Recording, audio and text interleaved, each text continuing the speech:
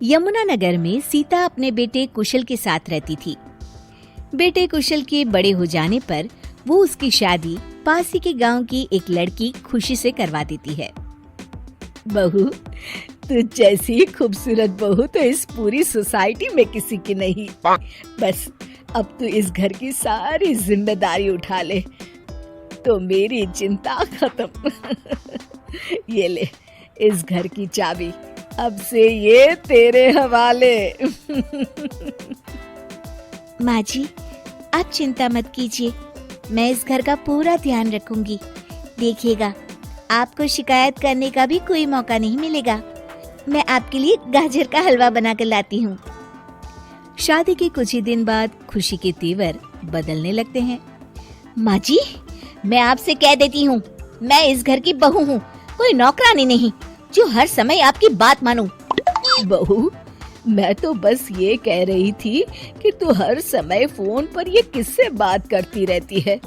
हर समय तेरा phone busy आता है। ये बात कुशल को पसंद नहीं बेटा।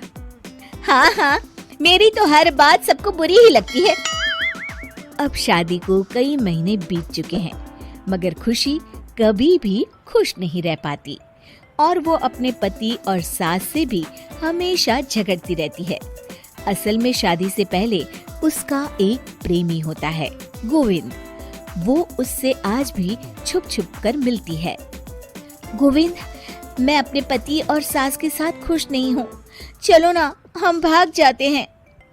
तुम एक काम करो, घर से सारा कीमती सामान ले आओ, उसके बाद मौका देखकर हम भाग जाएंगे। खुशी के पति और सास उसे बहुत प्यार करते हैं, मगर खुशी फिर भी उन्हें धोखा देती है और धीरे धीरे अपने घर से कीमती सामान को चोरी करके गोविंद को देने लगती है। उसकी सास को घर से सामान चोरी होने का संदेह होने लगता है।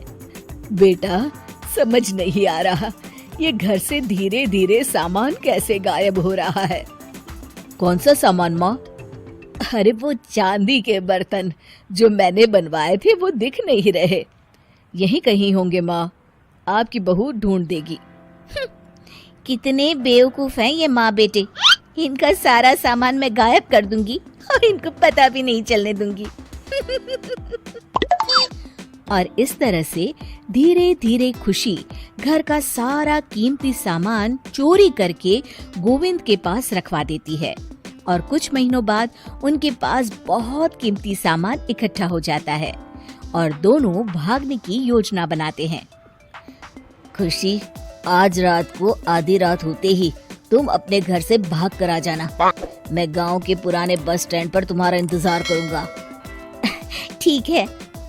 खुशी अपने कपड़े और गहनों की पोटली बांधकर पुराने बस अड्डे पर पहुंच जाती है और देखती है कि वहाँ तो कोई भी नहीं है। खुशी कुछ घंटे वहीं खड़ी रहती है और फिर गोविंद के कमरे पर जाती है।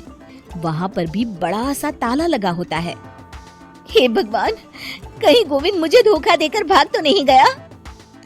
अब मैं क्या करूँगी? खुशी फूट फूट के रो रही होती है। तभी पीछे से उसका पति सारे गहनों की पोटली लेकर आ जाता है। आप यहाँ? हाँ, मैंने गोविंद को गांव छोड़ने से पहले पकड़ लिया था और ये सारे गहने भी उससे ले लिए। आपको सब पता था कि मैं आपको और माँ जी को धोखा दे रही थी। हाँ, मगर मुझे ये भी पता था कि गोविंद अच्छा इंसान नहीं है। अगर मैं तुमको समझाता तो तुम कभी नहीं समझ पाती, इसलिए मैं चाहता था कि तुम्हारी आंखें खुद खुले। मुझे माफ कर दीजिए। कोई बात नहीं खुशी, मगर हमेशा ये याद रखना कि तुम्हारे अपने कभी भी तुम्हें धोखा नहीं देंगे।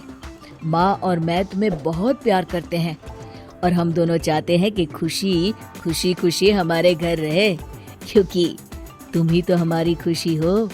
हाँ, मैं आज के बाद आपको और माँ जी को कभी निराश नहीं करूँगी।